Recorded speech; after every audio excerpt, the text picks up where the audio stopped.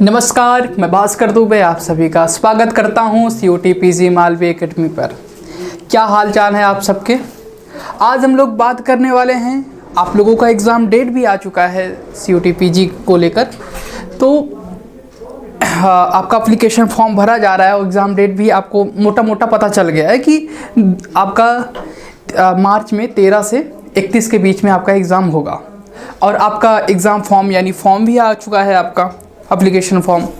तो अब आपको फॉर्म, बहुत बच्चे ऐसे हैं कि जब फॉर्म निकलता है तभी वो तैयारी करते हैं। अब आपके पास जो समय बचा हुआ है ना, जब से आपके फॉर्म स्टार्ट हुए हैं और जब आपका एग्ज़ाम होगा, लगभग हम देखें तो सेफ टाइमिंग जो हमारे पास बची हुआ है, यानी सेफ दिन जो हमारे पास बचा हुआ है जिसमें हम मेहनत कर सकते हैं, अपनी अच्छी तैयारी कर सकते हैं, वो 60 दिन है।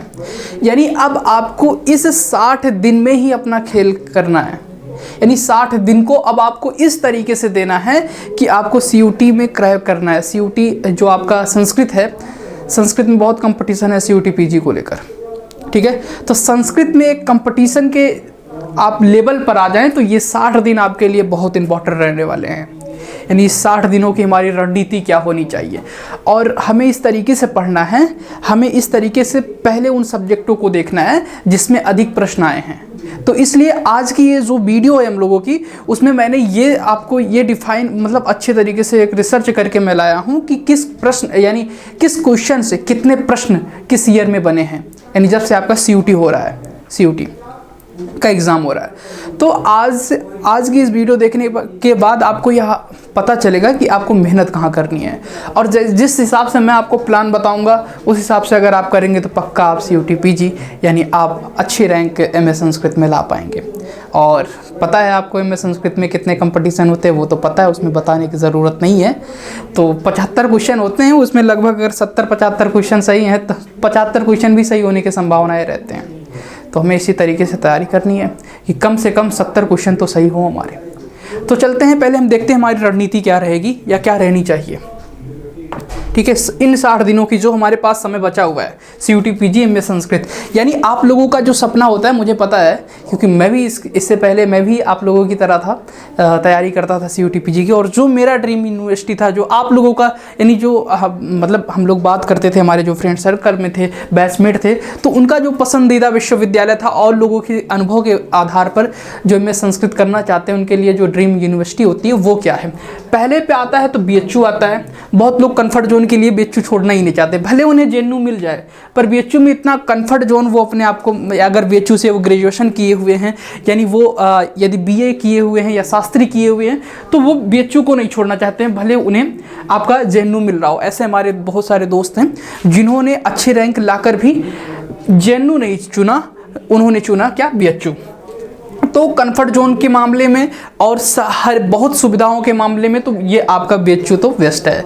तो BHU हुई जो सबसे पहले प्रायोरिटी होती है बच्चों की। लेकिन जो होते हैं कुछ ऐसे बच्चे होते हैं जो चाहते हैं कि यानी भारत देश का जो सर्वश्रेष्ठ विश्वविद्यालय, वहाँ से हम MA संस्कृत करें, वहाँ से हम MA करें संस्कृत से। तो वो है हमारा JNU। यानी बहुत लोग हैं जो JNU से अपना संस्कृत करना चाहते हैं, MA संस्कृत करना चाहते हैं, बहुत सारे। पर ये बात ध्यान रखना, इसमें कंपटीशन बहुत है, प्लस कंपटीशन है, ध्यान रखना, ठीक है। यहाँ कंपटीशन बहुत है। तो अगर यहाँ आपको एडमिशन लेना है तो ज़रूरी आपके लिए क्या है कि आप बहुत अच्छी मेहनत करें। आप एक सिलेबस में जो आपके टॉपिक लगे हुए हैं सबको अच्छे से पढ़ें। तो ये हो गया। फिर उसके बाद DU हो गया, तो ये नॉर्मल ही है, इसे मैं प्लस कहूँगा। ये प्लस 3+, ये 2+, ठीक है। और ये हमारा 3+ है। सबसे जो इम्पोर्टेंट जो यानी सबसे हाई रैंक जो जाता है यहाँ पर जाता है, सबसे अधिक कट ऑफ। और ये बात नहीं है कि आपके BHU में कट ऑफ कम जाते हैं, यहाँ का भी कट ऑफ हाई होते हैं। तो आपको मेहनत बहुत अच्छे तरीके से करना चाहिए। परीक्षा का पैटर्न क्या होता है, किस तरीके से परीक्षा पूछा जाता है। सबसे पहले बात ये आपका ऑनलाइन मोड में होता है, जो CBT मोड में होता है। CBT मोड का मतलब होता है कंप्यूटर बेस्ड टेस्ट, यानी कंप्यूटर के आधार पर, कंप्यूटर पर ही आपको जाके एग्जाम देना है, जो कि आपने इससे पहले भी शायद दिया हुआ होगा। तो इसमें तो आपको दिक्कत नहीं आएगी। तो दूसरा है कितने प्रश्न आएंगे आपके। MCQ प्रकार के, ये तो पता है, वस्तुनिष्ठ प्रश्न पूछे जाते हैं और 75 प्रश्न पूछे जाएंगे। पहले आपका क्या था, जनरल पेपर भी आता था, तो 2 वर्ष से आपसे मतलब अब जनरल पेपर आपसे नहीं पूछे जाते हैं, सिर्फ 25 क्वेश्चन ही पूछे जाते हैं 2 वर्ष से, ठीक है। ये ध्यान रखना। और कुल अंक यानी कितने अंकों का यह पेपर रहेगा, यह 300 यानी पूर्णांक कितने का है, 300 पूर्णांक है, ये बात आप ध्यान रखना। 300 नंबर का ये पेपर होने वाला है। और एक क्वेश्चन अगर आपका सही हो रहा है तो 4 नंबर आपको जनरली मिल जाएंगे, यानी एक क्वेश्चन जो हमारा होता है वो 4 नंबर का होता है जी, अच्छी बात है। और इसमें ये बात ध्यान रखना, निगेटिव मार्किंग है, 1 नंबर आपके कट जाएंगे। अगर एक क्वेश्चन आपके गलत हुए तो आपके जो पहले से 4 नंबर मिले थे उसमें से आपका 1 नंबर कट जाएगा, यानी पहले जो आपके जितने नंबर मिले थे उसमें से आपका 1 नंबर काट लिया जाएगा। और पूरा समय कितना है, बहुत बदलाव हुआ है, पहले समय ज़्यादा था लेकिन अब कम किया गया है। पहले 120 मिनट का समय हुआ करता था, लेकिन अब आपको कुल 90 मिनट का ही समय मिला है, ये बात आप ध्यान रखना। सिर्फ आपको 90 मिनट ही मिला है, जिसमें आपको 75 क्वेश्चन करने हैं। सभी प्रश्न करने अनिवार्य हैं, यानी सभी प्रश्न आपको करने ही हैं, सभी प्रश्न करना आपका अनिवार्य है। तो ये था हमारा परीक्षा का पैटर्न, जो आप अभी से ध्यान में रखेंगे कि इस तरीके का आपका परीक्षा पैटर्न रहने वाला है। इतने कम समय में हम क्या क्या करें, क्योंकि समय अब कम है। क्योंकि मैं तो एक बात बहुत अच्छे तरीके से जानता हूँ, जो संस्कृत के स्टूडेंट होते हैं, संस्कृत के विद्यार्थी होते हैं, उनके पास जो सबसे बड़ी कमजोरी होती है वो परीक्षा एग्जाम ही, मतलब वो एग्ज़ाम की तैयारी ही तब शुरू करते हैं। अधिकांश बच्चों की मैं बात कर रहा हूँ संस्कृत के, वो तभी परीक्षा की तैयारी शुरू करते हैं जब उनका एग्ज़ाम फॉर्म आता है। तो आपको जिस घड़ी का इंतज़ार था वो घड़ी आ गई है, ठीक है। अब तैयारी करना शुरू कर दो, नहीं तो फिर वो भी घड़ी आ जाएगी जिस घड़ी का आप इंतज़ार नहीं चाहते थे, जिस घड़ी को आप नहीं चाहते थे। ध्यान रखना। PYQ प्रश्नों का पुनरावृत्ति, ये भी हाँ ये होता है आपके जो प्रीवियस ईयर अगर आप पेपर सॉल्व कर रहे हैं तो उसमें जो प्रश्न पूछे जाते हैं जो आपके लिए सबसे इंपॉर्टेंट है, क्योंकि इतने कम समय में आप क्या क्या कर पाओगे। तो जो सबसे पहला आपका काम रहेगा वो PYQ करना है। PYQ मतलब जानते हो, प्रीवियस ईयर क्वेश्चन पेपर, यानी जो पिछले वर्ष आपका एग्जाम पूछा गया था, पिछले वर्ष में जो पेपर पूछा गया था उसी को कहते हैं PYQ, यानी प्रीवियस ईयर क्वेश्चन पेपर, कहीं कहीं उससे PYP कहते हैं। तो वो प्रश्न यानी जो 3 वर्ष से आपके हो रहे हैं CUT के थ्रू, तो जब से CUT हो रहा है वो 3 वर्ष हुआ है अभी तक, तो उन 3 वर्षों का पेपर आप लेकर बैठिए, अच्छे से उसका एनालिसिस करिए, किस तरीके से प्रश्न आपसे पूछे गए हैं वो आप देखिए। क्योंकि जो क्वेश्चन है ना वो पुनरावृत्ति हुए हैं, आप देखेंगे पुनरावृत्ति क्वेश्चनों की बहुत हुई है, बहुत ज़्यादा क्वेश्चन रिपीट हुए हैं। लगभग बहुत सारे क्वेश्चन, मैं तो कहूँगा 40% क्वेश्चन आपके रिपीट होते हैं, पर वही क्वेश्चन एज इट इज़ नहीं पूछे जाएंगे, उसी तरीके के उसी तर्ज पे नया क्वेश्चन पूछा जाता है, पर उसी तरीके का क्वेश्चन होता है जैसे वो पूछा गया है वहाँ पर। अभी हम देखेंगे किस तरीके से प्रश्न आए। और महत्वपूर्ण घटक को पहले पढ़ना, यानी आप देखोगे जो संस्कृत का सिलेबस है हम लोगों का वो घटकों में डिवाइड किया गया है, यानी पहला घटक, दूसरा घटक, तीसरा घटक, इस तरीके से करके किया गया है। चौथा घटक यानी 4 घटक हैं, तो हम घटक के हिसाब से हम लोग तैयारी करेंगे और ये देखेंगे किस घटक में क्या चीज़ें, क्या टॉपिक है जो महत्वपूर्ण है। और MCQ हम लोग हल करेंगे बहुत ज़्यादा, तो ये चीज़ें हमें करनी है। इतने कम समय हमें क्या करना है, पहले PYQ करना है और जो महत्वपूर्ण हमारे घटक हैं वो करने हैं, और MCQ हमें खूब सारा सॉल्व करना है। आगे चलते हैं, क्योंकि समय कम है, ये सारी चीज़ें हमें बहुत जल्दी जल्दी करनी है।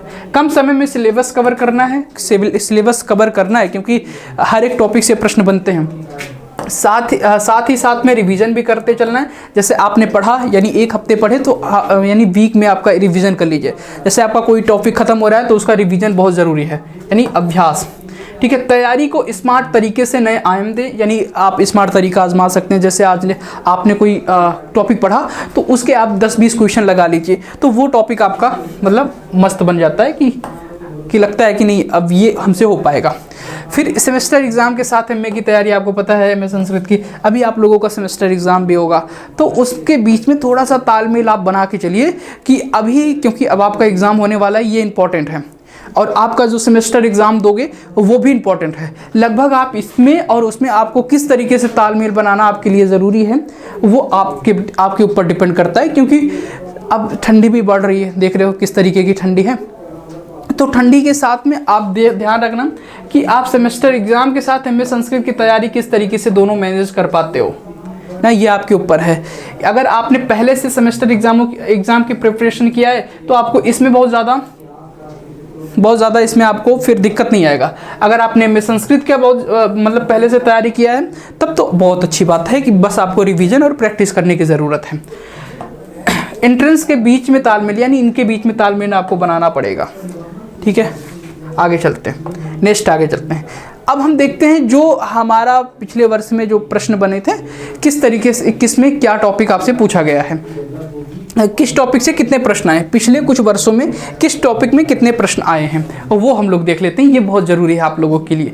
इससे हमें ये पता चलेगा कि आने वाला जो एग्ज़ाम है, नया एग्ज़ाम है, उसमें हमारे कितने प्रश्न पूछे जा सकते हैं, यानी किस टॉपिक में कितने प्रश्न फिर से पूछे जाने की संभावना है। इससे हमें एक आंकड़ा लग सकता है।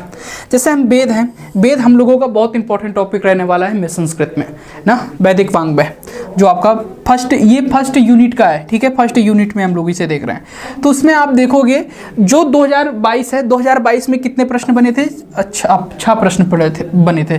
2023 में 3 प्रश्न बने थे। 2024 में 6 प्रश्न बने थे इसी से। तो ये वेद वाला टॉपिक हमारे लिए इंपॉर्टेंट है, क्योंकि 6 प्रश्न आप बन रहे हैं, आप देख पा रहे हो। फिर आप देख पाओगे उपनिषद से 2 प्रश्न 22 में, यहाँ 1 प्रश्न, यहाँ भी 1 प्रश्न। फिर आप यहाँ देखोगे 5 प्रश्न दर्शन से, 5 प्रश्न 23 में, 5-5 प्रश्न का यह रेशियो लेके चल रहा है। तो आपको दर्शन पढ़ना है, क्योंकि आने वाले समय में भी 5 प्रश्न आपसे पूछे जाएंगे। रामायण महाभारत पुराण, इससे देखोगे 11 प्रश्न 2022 में था, 3 प्रश्न 2023 में था, 5 प्रश्न आपके 2024 में था। ये भी हमारे लिए इंपॉर्टेंट है। ठीक है, कवि का परिचय आप देखोगे, कवि परिचय है ना, कव्या है, विभिन्न कवियों के नाम दिए गए और उससे पूछा गया कि कितने क्या। तो 13 प्रश्न आए थे 2023 में, बहुत ज़्यादा प्रश्न पूछा गया था, और 15 प्रश्न आपसे पूछा गया था 2024 में। तो ये मान के चलिए, इसे आपको अच्छे से पढ़ना है कव्या, और इसे आपको इसमें इन मतलब ये टॉपिक हमारे लिए बहुत इंपॉर्टेंट रहने वाले हैं। ठीक है, टोटल क्वेश्चन 2022 में 29 थे, 25 थे और 27 थे। ये देख पा रहे हो, इससे आंकड़ा लग सकता है कि कितना महत्वपूर्ण पहला टॉपिक है, पहला यूनिट है। पहले यूनिट को आपको बहुत अच्छे तरीके से रिवीजन करना है, बहुत अच्छे तरीके से तैयार करना है, और सभी टॉपिक का बहुत अच्छे तरीके से प्रैक्टिस करनी है। फिर हम देखते हैं जो दूसरा यूनिट है हम लोगों का, वो संधि का, व्याकरण का है, सामान्य व्याकरण है, यानी व्याकरण से आपके प्रश्न बनते हैं। बहुत ज़्यादा इसमें आप व्याकरण से प्रश्न नहीं पूछे जाते हैं। ठीक है, 1 प्रश्न संधि से थे लगभग सभी साल में। ठीक है, 4 प्रश्न समास से, फिर 2024 में 2 प्रश्न, फिर कारक से देखोगे 3 प्रश्न, 4 प्रश्न ये रहा। शब्द रूप से 2022 में आया नहीं था, 23 में 2 आया था और 24 में 1 आया था। धातु रूप से देखोगे तो आपके कितने आए थे? 4 आए थे, 3 प्रश्न आया था, फिर आया ही नहीं। प्रत्यय से 9 प्रश्न पूछ लिए गए थे 2022 में, फिर 23 में पूछा ही नहीं गया ना, 23 में 2 प्रश्न पूछा गया, 24 में पूछा ही नहीं गया। तो इस तरीके से आपको ध्यान रखना है, दूसरे यूनिट को भी अच्छे से पढ़ना है, अच्छे से तैयार करना है। आगे चलते हैं, यहाँ हम देखेंगे जो तीसरा टॉपिक हम लोगों का रहने वाला है, जिसमें अलंकार, आचार्य मत, ये सारी चीज़ें हैं। उससे आप देख पाओगे 4 प्रश्न आए थे 22 में, 5 प्रश्न आए थे 23 में, और 6 प्रश्न आए थे आपके 24 में। तो टोटल प्रश्न आप देख पाओगे 15 2024 में, 15 क्वेश्चन 2023 में और 9 क्वेश्चन 2022 में। तो 15 क्वेश्चन आपकी इस वाले यूनिट में आएगा। तो इसे आप अच्छे से तैयार कर लीजिएगा। इसमें आपको ये टॉपिक आपका क्या क्या है? अलंकार, आचार्य मत, छंद, अलंकार, और फिर काव्य तत्व और काव्य रस और रस निष्पत्ति, ये सारे प्रश्न आपसे आते हैं। अब देख पाएंगे यहाँ पर अभिज्ञान, जो चौथा यूनिट है, चौथा यूनिट में आपसे क्या क्या पूछा जा रहा है। अभिज्ञान शकुंतलम है, थोड़ा इसके बारे में आपको ध्यान रखना है। इससे 2024 में 1 ही प्रश्न आया था, 2023 में 3 प्रश्न आया था। मेघदूतम में 1 प्रश्न, 4 प्रश्न 2023 में, 3 प्रश्न 2024 में आया था। नीति शतक में आया ही नहीं था 22 में, 23 में 1 आया था और 24 में 2 आया था। हितोपदेश से 1 प्रश्न, हितोपदेश से ही सामान्य सा पूछता है क्या, हितोपदेश के रचयिता क्या है। 2 साल से ही पूछ रहा है हितोपदेश के रचयिता कौन है, भाई यही पूछ रहा है। ठीक है, ये ध्यान रखना। श्रीमद् भगवद गीता से 2 आए थे, 2 एवरेज मान के चलो। 15 प्रश्न, यानी 12 प्रश्न पूछा गया था 23 में, 8 प्रश्न पूछा गया था 24 में, 6 प्रश्न पूछे गए थे आपके 22 में। तो ये सारे ग्रंथ लिखे हैं, तो इससे घबराना नहीं है। इस तरीके से इससे इस एवरेज प्रश्न बनते हैं, बहुत सामान्य सा प्रश्न बनते हैं, जो आप सभी कर पाओगे अच्छे से। और गद्यांश आप ध्यान रखना, गद्यांश से प्रश्न पूछा जाता है। एक आपको गद्यांश दिया जाएगा और उससे आपसे प्रश्न बनते हैं। 15 प्रश्न हर वर्ष बनता है, ये बात आप ध्यान रखना। 15 वर्ष 2023 से, फिर आपके 24 से आपके 15 प्रश्न आपसे पूछे जाते हैं। यानी 2 गद्यांश आपसे पूछा जाएगा, 2 गद्यांश दिया जाएगा और उससे प्रश्न पूछा जाएगा। तो ये थे हमारे यानी इस तरीके से हमारे आप समझ सकते हो कौन सी यूनिट आपके लिए इंपॉर्टेंट है और बहुत ज़्यादा उस पर आपको ध्यान रखना है। तो मैंने आपको बता ही दिया कि मतलब इस टॉपिक से इतने प्रश्न पूछे गए थे। अब 60 दिनों की रणनीति क्या होनी चाहिए वो सारी चीज़ें हम देख सकते हैं। पहले हम फर्स्ट यूनिट को बहुत अच्छे तरीके से कवर करेंगे। फर्स्ट यूनिट में आपने देखा था जो टॉपिक हमारा था कव्या का था, वेद का था और आपका महाभारत पुराण उपनिषद, ये सारी टॉपिक हमारे लिए बहुत इंपॉर्टेंट है। और दर्शन दूसरा यूनिट था, इसमें हमारा था संस्कृत साहित्य इतिहास। दूसरा यूनिट हमारा है संस्कृत व्याकरण, इसको भी हमें अच्छे से पढ़ना है क्योंकि 15 क्वेश्चन का एवरेज ये लेके चल रहा है। और हमारा ये है संस्कृत व्याकरण शास्त्र छंद, ये सारी चीज़ें इसमें, यानी तीसरा इसमें भी हमारा 15-16 क्वेश्चन का एवरेज है। और संस्कृत साहित्य व्याकरण इसमें हमारा 6 से 10 क्वेश्चन के बीच में रहेगा। तो यानी इस तरीके से हमें यूनिट में अच्छे से पढ़ना है और हम बहुत अच्छे तरीके से भी जो समय बचा हुआ है हम रिवीजन कर सकते हैं, अच्छे से पढ़ सकते हैं। अब हम देखते हैं कि एक चीज़ को, यानी जो हमारा फर्स्ट यूनिट है उसमें हमें क्या ज़रूरत है, क्या महत्वपूर्ण है हमारे लिए। आप देख पाओगे इस यूनिट को हम कितना समय देंगे, यानी 2 सप्ताह में हम ये यूनिट को पूरा करना है, नहीं तो पूरा नहीं कर पाएंगे हम लोग। ठीक है, 2 सप्ताह बहुत है हमारे लिए। इस यूनिट को हम 2 सप्ताह में पूरा करेंगे। इसमें वेद और कव्या ज़्यादा महत्वपूर्ण है, वेद और कव्या पर हम ज़्यादा महत्व देंगे। यानी कव्या का मतलब समझ रहे हो, कवियों का बहुवचन में कव्या बना है। ठीक है, तो वही ध्यान रखना, यानी कवियों का परिचय, कवियों के बारे में, कौन सी कृति किस कवि की है, तो ये सारी इसी के अंतर्गत आएंगे। तो इसे ध्यान रखना, कवियों के बारे में सामान्य परिचय। तो ये हमारे लिए टॉपिक अच्छा महत्वपूर्ण है। वेद हो गया, दर्शन भी हम ध्यान रखेंगे, रामायण महाभारत और कव्या। यानी ये फर्स्ट यूनिट आपको अच्छे से देना है, इसलिए मैंने इसको सिर्फ 2 वीक दिया है। यानी 14 दिन में के अंदर आपको इसे कवर करना है। इसी में 14 दिन में आपको रिवीजन भी करना है। ठीक है, इसी 14 दिन में आपको रिवीजन भी करना है। फिर सेकंड यूनिट है, इसमें हमें कितना समय देना है, कैसे क्या सारी चीज़ें रहेगी। तो इस यूनिट को भी हम 2 सप्ताह देंगे क्योंकि व्याकरण है, मुझे पता है व्याकरण में अच्छा समय लगता है। पहले क्वेश्चन कम है लेकिन क्या पता इस बार क्वेश्चन ज़्यादा पूछ लें ना, कोई संभावना नहीं, क्योंकि व्याकरण एक अमूल्य तत्व है संस्कृत साहित्य का, तो कभी भी इससे क्वेश्चन बढ़ सकता है, तो ये ध्यान रखना। तो इस यूनिट को हम 2 सप्ताह में पूरा करेंगे, यानी अच्छे से पढ़ेंगे। इसमें जिस पे हम ज़्यादा प्रेशर करेंगे वो शब्द रूप, धातु रूप, प्रत्यय और कारक। ठीक है, ये ध्यान रखना। इन टॉपिक को हम महत्व देते हुए चलेंगे, यानी महत्वपूर्ण टॉपिक है, इस पे हम बल देते हुए चलेंगे। ठीक है, समास, कारक वैसे तो पढ़ना सब है लेकिन इस पे हम ज़्यादा बल देंगे। आगे चलते हैं, 2 वीक में इसे भी कवर करेंगे। ठीक है, ध्यान रखना इसे। इस यूनिट को हम 1 सप्ताह में पूरा करेंगे, यानी हमें करना है 1 सप्ताह में पूरा करना है। इसमें अलंकार और आचार्य मत और काव्य तत्व ये ज़्यादा महत्वपूर्ण है। आचार्य मत से बहुत प्रश्न पूछे जाते हैं, बताइए किसकी उक्ति क्या है, वो सारी चीज़ें, किसका क्या मत है, तो इस तरीके से प्रश्न बनते हैं। तो थर्ड यूनिट में हमारे जो सबसे पहला महत्वपूर्ण है वो ये है। फिर छंद से आपको पता है 2-3 प्रश्न पूछे ही जाते हैं, नॉर्मल है। अलंकार से भी 2-3 प्रश्न पूछ लिए जाते हैं और काव्य तत्व से भी 1-2 प्रश्न पूछे जाते हैं। सबसे महत्वपूर्ण इसका पहला है। आगे चलते हैं। फोर्थ यूनिट आपको पता है, अभिज्ञान शाकुंतलम मेघदूतम नीतिशतक हितोपदेश श्रीमद् भगवद गीता। सामान्य जानकारी होनी चाहिए, बहुत विशिष्ट गहन इसका अध्ययन नहीं होना चाहिए। नहीं कर भी सकते हो, अगर आपने पूर्व में किया होगा, आपके सिलेबस में भी लगा होगा ये सारे कोर्सेज, तो नहीं लगे होंगे, तो वही प्रश्न पूछे जाते हैं सामान्य सा, कोई बहुत इसमें बातें हैं नहीं। इस यूनिट को हम 1 सप्ताह में पूरा करेंगे, यानी बहुत ज़्यादा है नहीं, तो 1 सप्ताह में हम कवर कर सकते हैं इसे। तो ये था हमारा, यानी हमने पूरा आपके 42 दिनों में पूरा पाठ्यक्रम समाप्त कर लिया। ठीक है, हुआ कि नहीं हुआ? 42 दिन में हमारा पूरा जो पाठ्यक्रम ये था संस्कृत का सिलेबस था हमारा, एमए संस्कृत का, वो हम लोगों ने कवर कर लिया। कितने दिनों में? 42 दिन में। पर इसी तरीके से इसमें समय भी लगेगा आपको, ऐसे नहीं कवर हो जाएगा। कम से कम 4 से 6 घंटे आपको देने होंगे, 4 से 6 घंटे या 4 घंटे मिनिमम पर डे। 4 घंटे आपको इसके लिए समर्पण होना ही पड़ेगा संस्कृत, एमए संस्कृत के लिए। दिनों में पूरा समाप्त करेंगे। उसके बाद बचे हुए 18 दिनों में सिर्फ रिवीजन करेंगे। ठीक है, सिर्फ रिवीजन और प्रैक्टिस का, यानी बहुत समय दिया हूँ मैं आपको, खूब रिवीजन करिए, क्योंकि मैं देखा हूँ इसमें बहुत ज़्यादा पढ़ने की ज़रूरत नहीं है।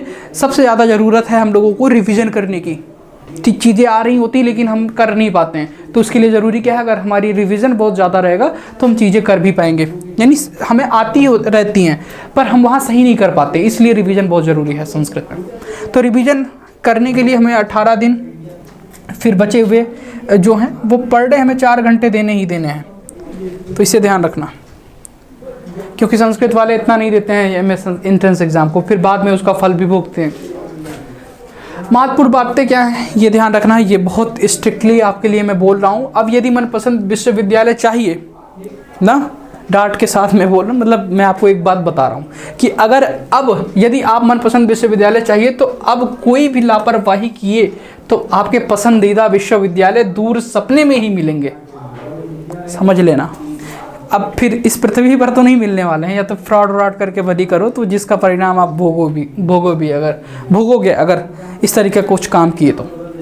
अभी भी समय है, समय प्रबंधन करके आप अपने सिलेबस को पूरा कर सकते हैं। जो ये शब्द लिखा है समय प्रबंधन, टाइम मैनेजमेंट, ये बहुत इंपॉर्टेंट है क्योंकि बिना टाइम मैनेजमेंट की कोई भी तैयारी अच्छे से नहीं हो पाती।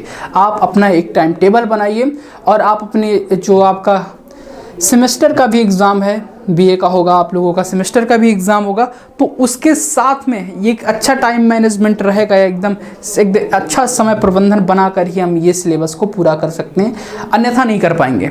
तो एक अच्छा समय प्रबंधन होना बहुत ज़रूरी है हम लोगों के लिए, सिलेबस को पूरा कर सकते हैं, यानी जब तक अच्छा समय प्रबंधन नहीं होगा तब तक नहीं कर पाएंगे।